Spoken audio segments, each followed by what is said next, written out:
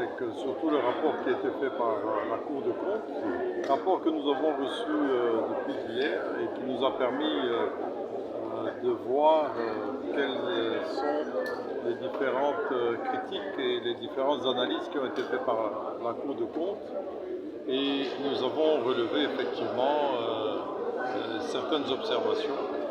D'abord, dans le plan même de l'approche de gestion du budget, nous avons recommandé au ministre des Finances de nous dire quelles seront alors les lignes budgétaires sur lesquelles il peut faire des économies. Ça veut dire là où il y a des coupes à faire, parce que soit il y a eu surdépassement des consommations, des budgets, et nous avons vu, il y a certaines lignes budgétaires qui ont 3000%, 6000%, etc. Donc des gros dépassements, soit il doit les réduire et il nous dira quelle est sa politique, surtout que pour le moment il est en train de gérer aussi le budget 2024 qu'il a trouvé, déjà fait. Il a participé, je pense, à l'élaboration du budget 2025 et la reddition de comptes nous permet d'analyser ce qui a été fait en 2023, comment ça va être corrigé en 2024 pour que ça soit encore beaucoup mieux corrigé en 2025. Et je lui ai recommandé aussi que lui et le ministre d'État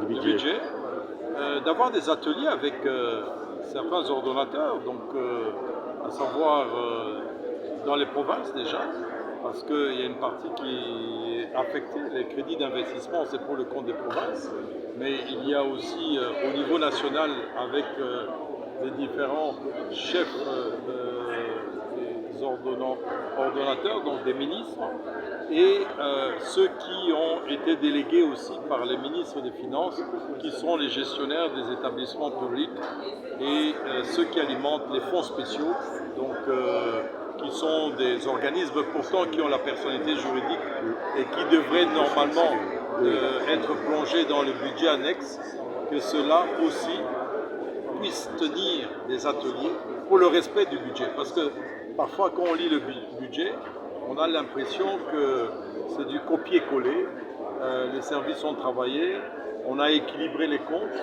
mais le budget est un outil de travail, est un outil de politique qui doit déterminer quelles sont nos priorités. Alors quand vous voyez par exemple dans les infrastructures qu'il n'y a que 42,95% d'exécution, avec un faible taux qui est atteint difficilement les 100 millions de dollars d'infrastructures, d'ouvrages, qui est pourtant la priorité, et que nous voyons que sur les 10 milliards, parce qu'on a eu à peu près 12 milliards, 30 000 milliards de francs au taux de 2800, ça fait à peu près 12 milliards, je calcule rapidement, mais et qu'on n'a rien mis dans les infrastructures, c'est inquiétant.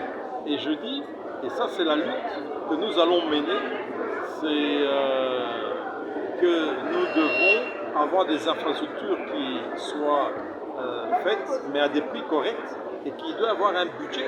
Parce qu'on a l'impression qu'on tourne en rond pour ne pas faire des infrastructures, parce que le bon deal n'est pas encore là. Le bon deal, c'est la bonne société qui va vous faire des rétro-commissions, je ne sais pas quoi, ou alors vous ne vous retrouvez pas encore.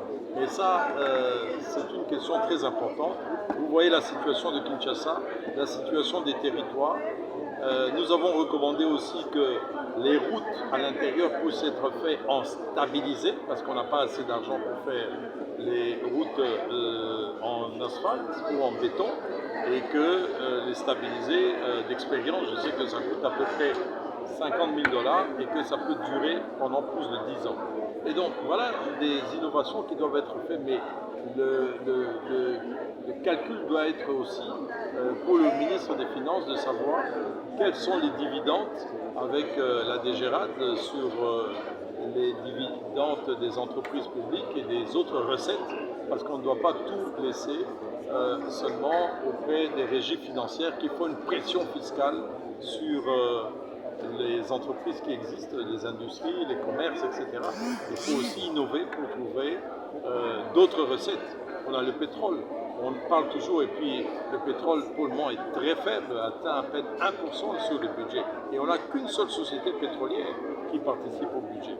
À l'époque, je sais qu'il y a 15 ans à peu près, c'était 25% à peu près qui l'apportait. Lorsque nous étions à 1 milliard de dollars, les pétroliers emmenaient à peu près 250 millions. Aujourd'hui, j'ai vu 2021, 2022, rien dans le budget, et c'est très inquiétant. Faisons d'autres projets miniers comme Sicomine, pétroliers, ayons des entreprises publiques qui rapportent de l'argent. Quand vous voyez la France, par exemple, ou les pays développés, ce n'est pas seulement les taxes qui rapportent, ce sont les entreprises qui rapportent de l'argent. Les entreprises qui appartiennent à l'État. Le patrimoine immobilier peut rapporter de l'argent, puisque l'État a beaucoup d'immobilier. Les industries d'armement, les industries des services, les routes, etc.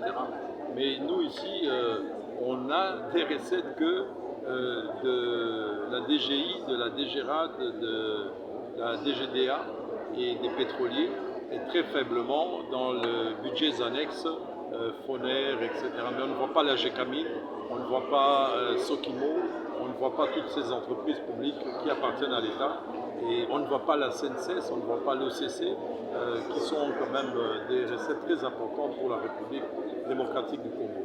Et donc une gestion avec objectif, parce qu'on a l'impression que beaucoup de ministres, lorsqu'ils sont aux affaires, commencent à chercher là où ils devront trouver les moyens de leur politique, parce qu'ils n'ont pas participé justement à l'élaboration de leur budget qui détermine la politique de leur action.